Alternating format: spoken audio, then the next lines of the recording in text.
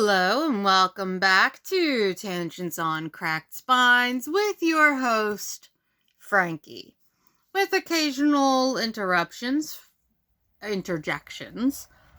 from my mother, Mama Cat, and Cat specifically Mineki. Are you going to behave yourself this time, or are you just going to sit there and be nice? Oh, I can hope. My cat's comfy. Yeah. So, for those of you who don't know, what do we do here at Tangents and Cracked Spines? I read books from the public domain, and I squirrel hard. I go off on tangents, hence the name. And I don't edit them out, because I ain't got the patience for that. I like them. And, yes, my mother likes them. And I'm hoping that it feels more like a book club discussion than just listening to someone read. I can do that too if that's what people wind up preferring. But, well, you are not the majority of my People. Listeners. That's what y'all are called. Listeners. So if other people prefer me to not have tangents,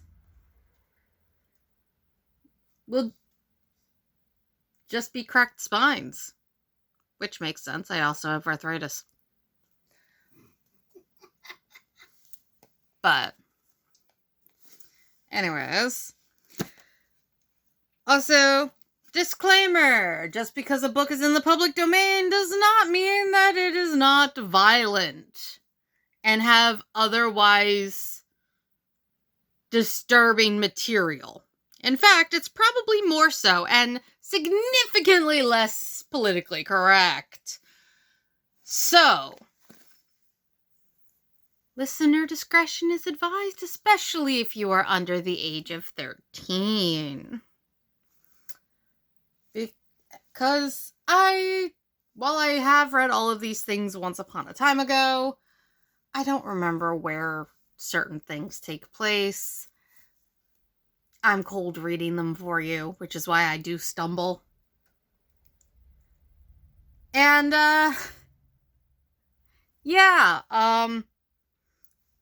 please just be aware that all of these lovely macabre stories, even the lovely Nonsense Anthology, had terrible stuff in it.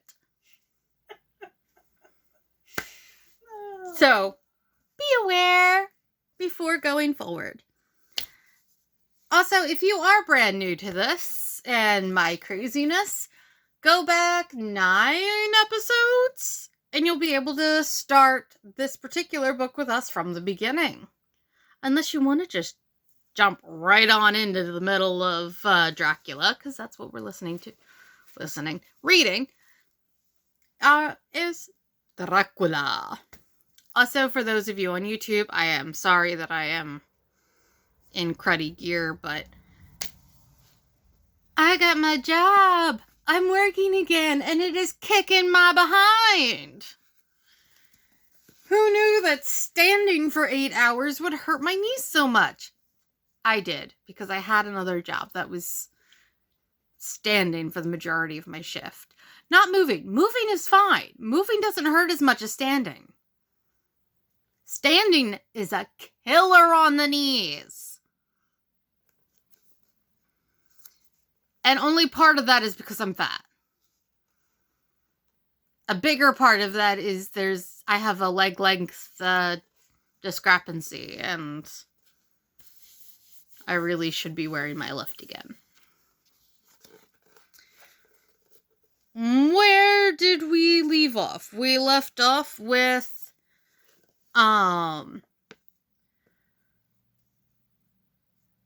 Lucy going on some midnight strolls and Mina being like, crap, I have to go find her. She's half dressed.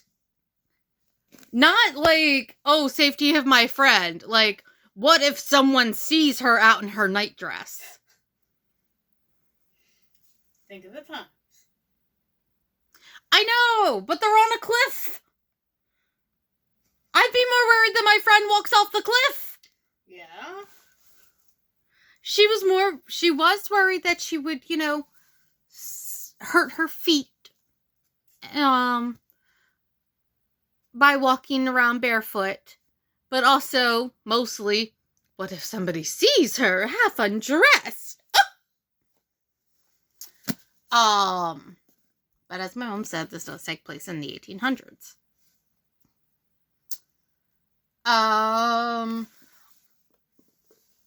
Did she finally get the letters from the solicitor? No, not there yet. We did also hear about Lucy's mom is terminally ill, and she told Mina this, but not Lucy. And Lucy is starting to become pale and much, much sicker. And this is part 11, by the way. Nobody knows why. Oh, apparently this is part 11. I lost track, and y'all need to go back 10 episodes if you want to start from the beginning. Now that I have taken up almost 10 minutes of your time, let us begin.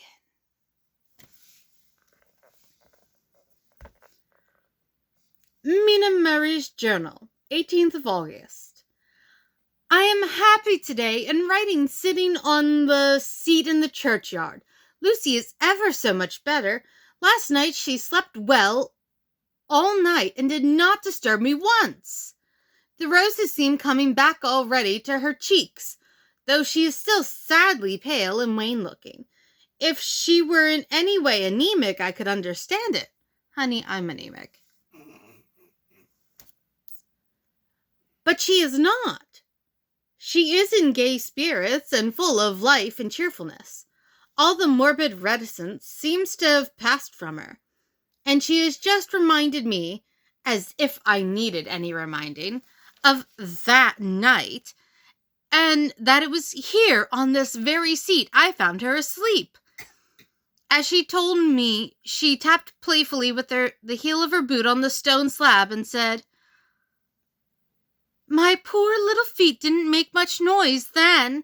I dare say poor old Mr. Swales would have told me that it was because I didn't want to wake up Geordie." As she was in such a communicative humor. I asked her if she had dreamed at all that night. Before she answered, that sweet puckered look came into her forehead, which Arthur, I call him Arthur from her habit, says he loves, and indeed I don't wonder that he does. Then she went on in a half-dreaming kind of way, as if trying to recall it to herself. I didn't quite dream, but it all seemed to be real. I only wanted to be here in the spot, and I don't know why. For I was afraid of something, I don't know what. I remember, though, I suppose I was asleep, passing through the streets and over the bridge. A fish leaped as I went by, and I leaned over to look at it. And I heard a lot of dogs howling. The whole town seemed as if it must be full of dogs, all howling at once. As I went up the steps, then I had a vague memory of something long and dark, with red eyes, just as we saw in the sunset, and something very sweet and very bitter all around me at once. And then I seemed sinking into deep green water, and there was a singing in my ears, as I have heard there is to drowning men, and then everything seemed passing away from me. My soul seemed to go out from my body and float about the air. I seem to remember that once the West Lighthouse was right under me, and then there was a sort of agonizing feeling, as if I were in an earthquake, and I came back and found you shaking my body. I saw you do it before I felt you." And then she began to laugh, It seemed a little uncanny to me, and I listened to her breathlessly. I did not quite like it, and thought it better not to keep her mind on the subject. So we drifted on the other subjects, and Lucy was like her old self again. When we got home, the fresh breeze had braced her up, and her pale cheeks were really more rosy. Her mother rejoiced when she saw her, and we all spent a very happy evening together. 19th August. Joy, joy, joy! Although not all joy. At last, news of Jonathan. My dear fellow has been ill. That is why he did not write. I am not afraid to think it or say it now that I know. Mr. Hawkins sent me on the letter and wrote himself, oh, so kindly.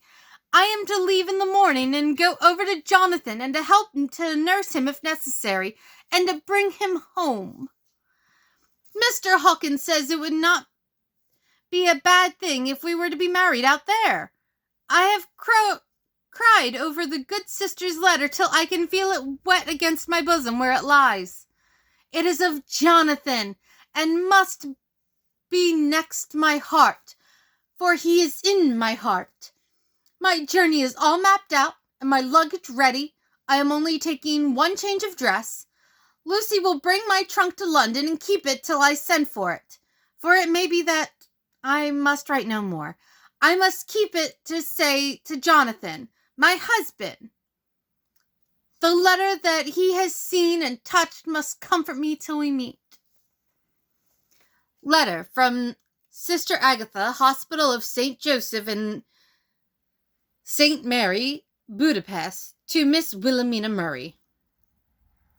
Dear Madam, 12th August.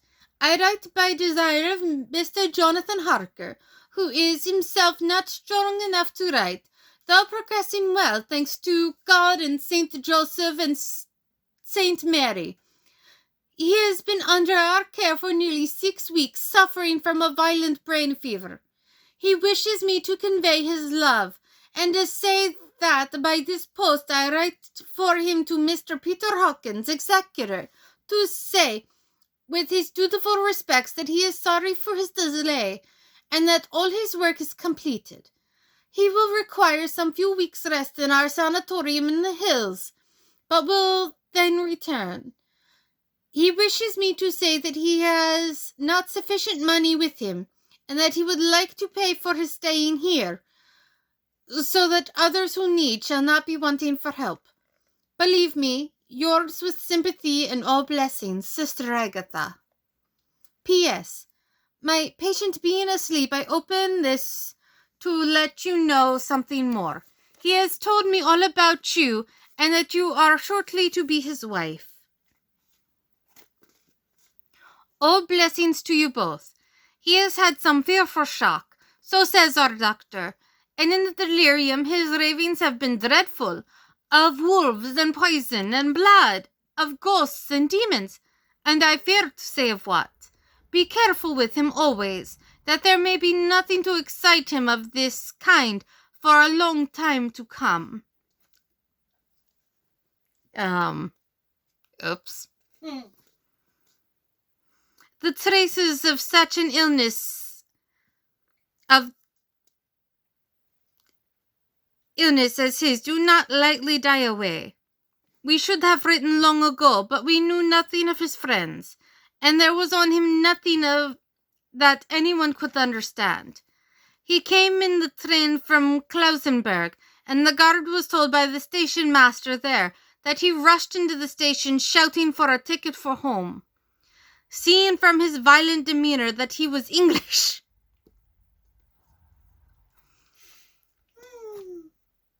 they gave him a ticket for the furthest station on the way thither that the train reached. Be assured that he is well cared for. He has won all hearts by his sweetness and gentleness. He is truly getting on well, but I have no doubt will in a few weeks be all himself. But be careful of him for safety's sake. There are, I pray God and St. Joseph and St. Mary, many, many happy years for you both. Dr. Seward's diary. 19th of August. Strange and sudden change in Renfield last night. About 8 o'clock he began to get excited and sniff about as a dog does when setting. The attendant was struck by his manner, and knowing my interest in him, encouraged him to talk. He is usually respectful to the attendant and at all times servile. But tonight the man tells me he was quite haughty. Would not concede to talk with him at all. All he would say was, "I don't want to talk to you. You don't count now. The master is at hand." The attendant thinks it is some sudden form of religious mania which has seized him. If so, we must look out for squalls, for a strong man with homicidal and religious mania at once might be dangerous. Nothing might about it. The combination is a dreadful one. At 9 o'clock, I visited him myself. His attitude to me was the same as that to the attendant. In his sublime self-feeling, the difference between myself and the attendant seemed to him as nothing. It looks like religious mania, and he will soon think that he himself is God. These infinitesimal distractions between man and man are too paltry for an omnipotent being. How these madmen give themselves away! The real God taketh heed lest a sparrow fall, but the God created from human vanity sees no difference between an eagle and a sparrow. Oh, if men only knew! For half an hour or more, Renfield kept getting excited in greater and greater degree. I did not pretend to be watching him, but I kept strict observation all the same. All at once that shifty look came into his eyes, which we always see when a madman has seized an idea, and with it the shifty movement of the head and back which asylum attendants come to know so well. He became quiet, and went and sat on the edge of his bed resignedly and looked into space with lackluster eyes. I thought I would find out if his apathy were real or only assumed, and tried to lead him to talk of his pets, a theme which he had never failed to excite his attention. At first he made no reply, but at length said testily, "Bother them all. I don't care a pin about them." "What?" I said. "You don't mean to tell me you don't care about spiders?" Spiders at present are his hobby, and the notebook is filling up with columns of small figures. To this he answered enigmatically, "That bridemaidens rejoice the eyes that wait the coming of the bride, but when the bride draweth nigh, then the maidens shine not to the eyes that are filled." He would not explain himself, but remained obstinately seated on his bed all the time I remained with him. I am weary tonight and low in spirits. I cannot but think of Lucy and how different things might have been. If I don't sleep at once, chloral, the modern Morpheus, C2HCl3OH2O, I must be careful not to let it grow into a habit. You think? No, I shall take none tonight. I have thought of Lucy, and I shall not dishonor her by mixing the two. If need be, tonight shall be sleepless. Later. Glad I made the resolution, gladder that I kept to it. I am lain tossing about, and had heard the clock strike only twice, when the night watchman came to me, sent up from the ward to say that Renfield had escaped. I threw on my clothes and ran down at once. My patient is too dangerous a person to be roaming about. Those ideas of his might work out dangerously with strangers. The attendant was waiting for me. He said he had seen him not 10 minutes before, seemingly asleep in his bed, when he had looked through the observation trap in the door. His attention was called by the sound of the window being wrenched out. He ran back and saw his feet disappear through the window, and had at once sent up for me. He was only in his night gear and cannot be far off. The attendant thought it would be more useful to watch where he should go than to follow him, as he might lose sight of him whilst getting out of the building by the door. He is a bulky man, and couldn't get through the window. I am thin, so with his aid I got out, but feet foremost, as they were only a few feet above ground, landed unhurt. The attendant told me the patient had gone to the left and had taken a straight line, so I ran as quickly as I could. As I got through the belt of trees, I saw a white figure scale the high wall which separates our grounds from those of the deserted house. I ran back at once, told the watchman to get 3 or 4 men immediately, and follow me into the grounds of Carfax, in case our friend might be dangerous. I got a ladder myself, and, crossing the wall, dropped down on the other side. I could see Renfield's figure just disappearing behind the angle of the house, so I ran after him. On the far side of the house, I found him pressed close against the old iron-bound oak door of the chapel. He was talking, apparently, to someone, but I was afraid to go near enough to hear what he was saying, lest I frighten him and he should run off.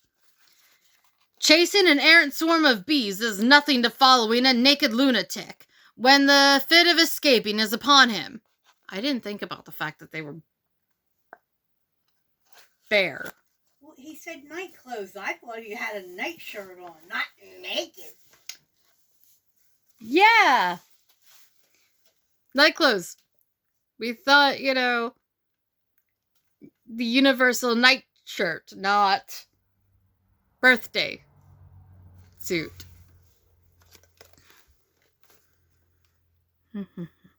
After a few minutes, however, I could see that he did not take a note of anything around him, so ventured to draw nearer to him. The more so as my men had now crossed the wall and were closing in on him. I heard him say, "I am here to do your bidding, master.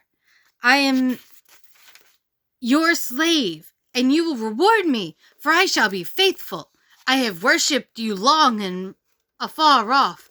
Now that you are near, I await your commands, and you will not pass me by. Will you, dear master, in your distribution of good things?" He is a selfish old beggar, anyhow. He thinks of the loaves and fishes, even when he believes he is in a real presence. His manias make a startling combination. When we closed in on him, he fought like a tiger. He is immensely strong, for he was more like a wild beast than a man. I never saw a lunatic in such a paroxysm of rage before, and I hope I shall not again. It is a mercy that we have found out his strength and his danger in good time. With strength and determination like his, he might have done wild work before he was caged. He is safe now at any rate. Jack Shepherd himself couldn't get free from the strait waistcoat that keeps him restrained, and he's chained to the wall in the padded room. His cries are at all times awful, but the silences that follow are more deadly still, for he means murder in every turn and movement. Now, just he spoke coherent words for the first time. "I shall be patient, master. It is coming, coming, coming." So I took the hint and came to. I was too excited to sleep, but this diary has quieted me, and I feel I shall get some sleep tonight.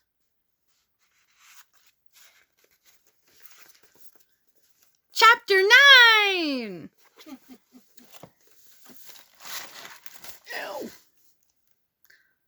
Letter from Mina Harker to Lucy Westenra.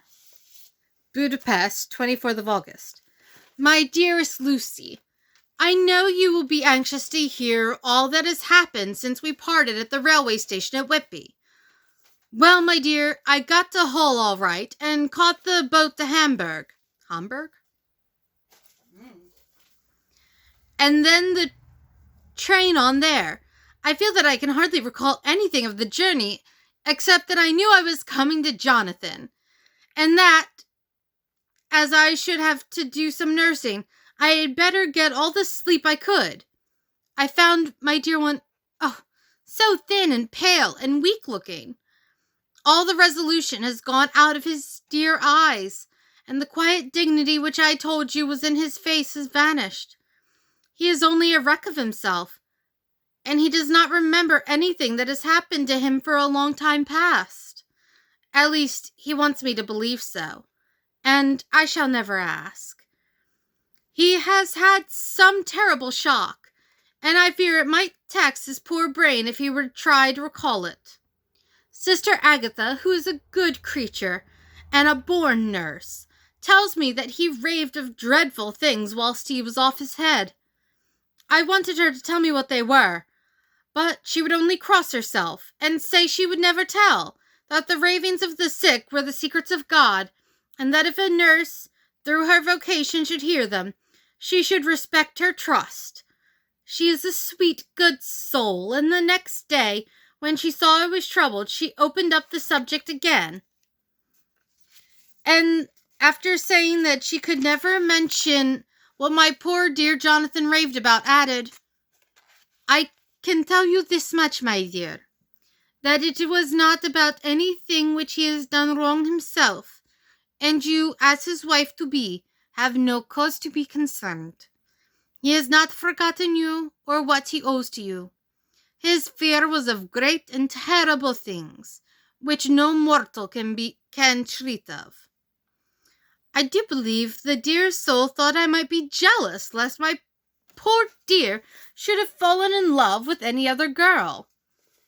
The idea of my being jealous about Jonathan.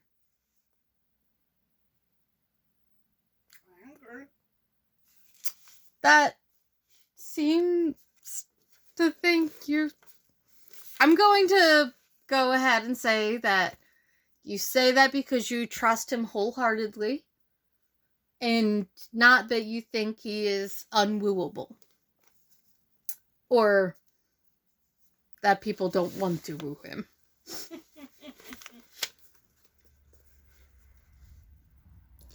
And yet, my dear, let me whisper, I felt a thrill of joy through me when I knew that no other woman was a cause of trouble. I am now sitting by his bedside, where I can see his face while he sleeps. He is waking. When he woke, he asked me for his coat, as he wanted to get something from the pocket. I asked Sister Agatha, and she brought all his things. I saw that amongst them was his notebook, and was going to ask him to let me look at it, for I knew then that I might find some clue to his trouble. But I suppose he must have seen my wish in my eyes, for he sent me over to the window, saying he wanted to be quite alone for a moment. Then he called me back, and when I came, he had his hand over the notebook, and he said to me very solemnly, Wilhelmina, I knew then that he was in deadly earnest, for he has never called me by that name since he asked me to marry him. You know, my dear, my ideas of the trust between husband and wife. There should be no secret, no concealment. I have had a great shock, and when I try to think of what it is, I feel my head spin round, and I do not know if it was all real or the dreaming of a madman. You know I have had brain fever, and that is to be mad. The secret is here, and I do not want to know it.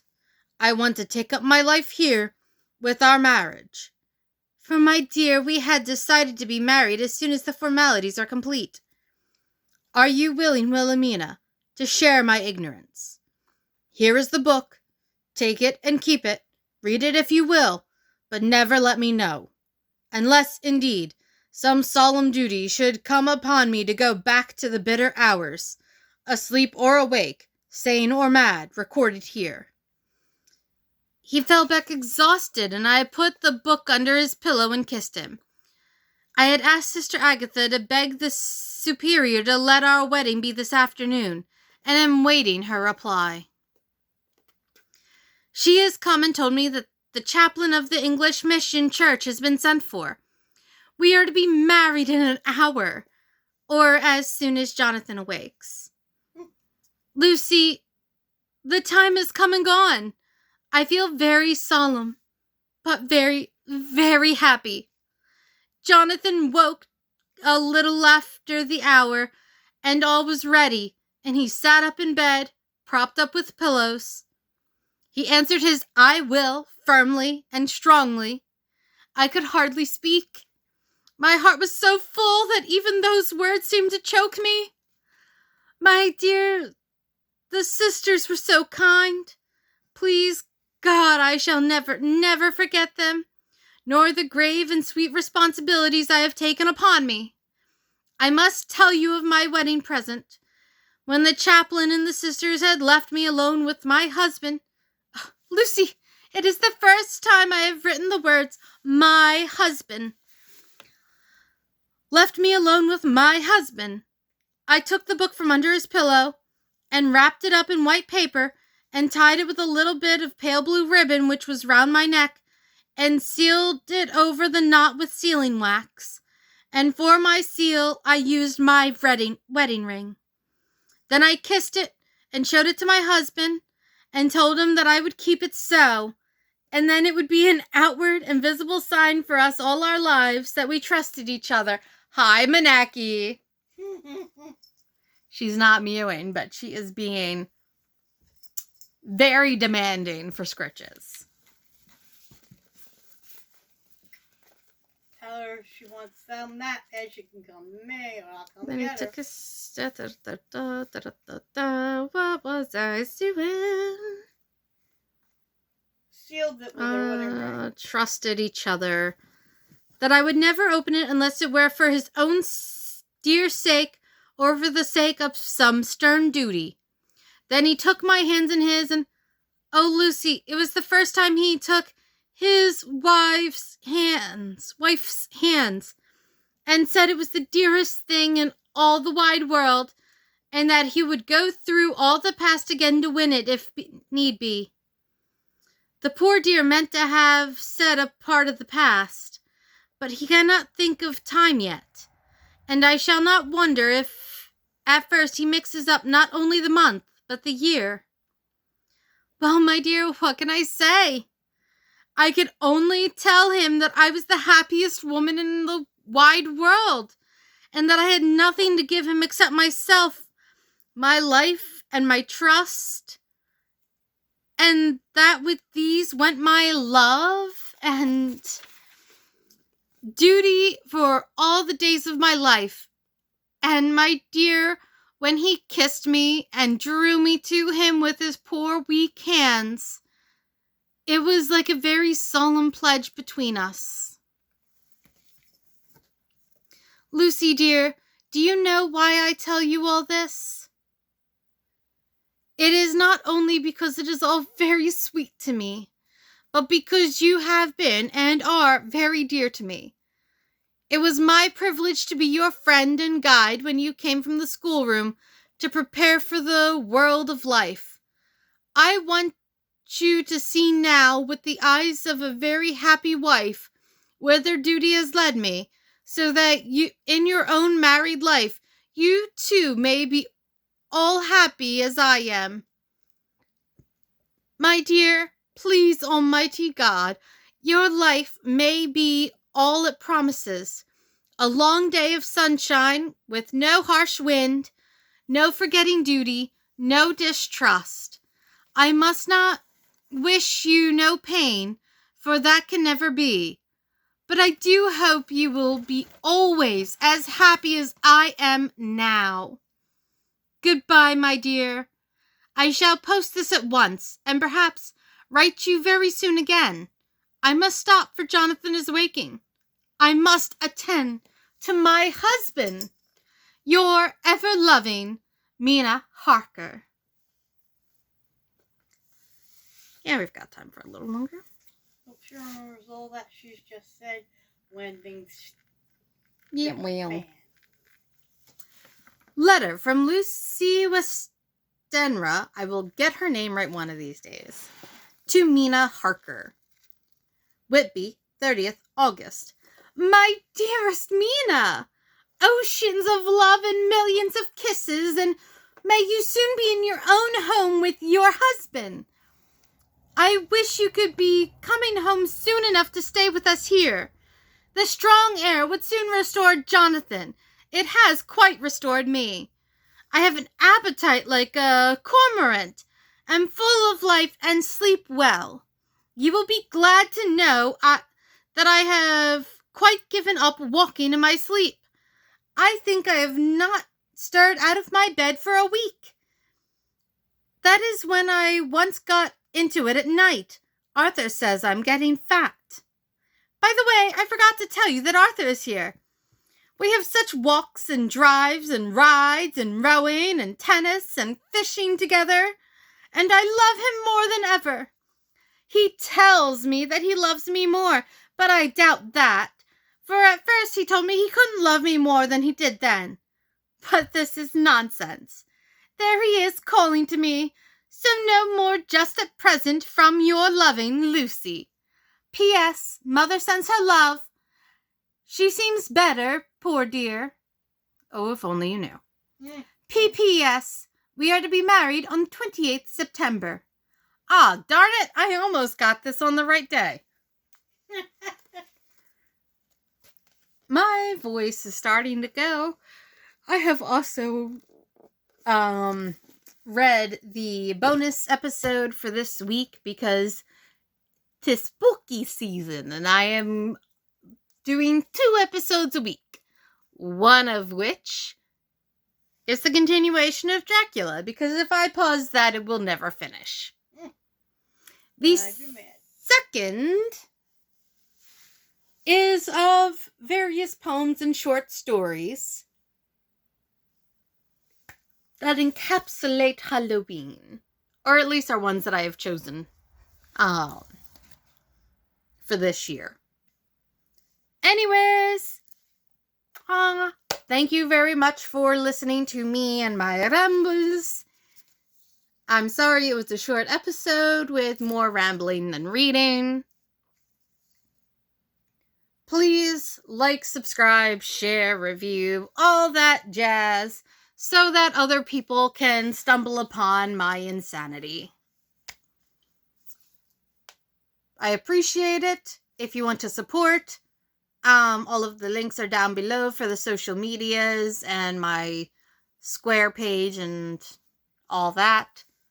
Thank you again. For those of you who can see, look, a Manecles, not just her tail. Thanks and bye-bye.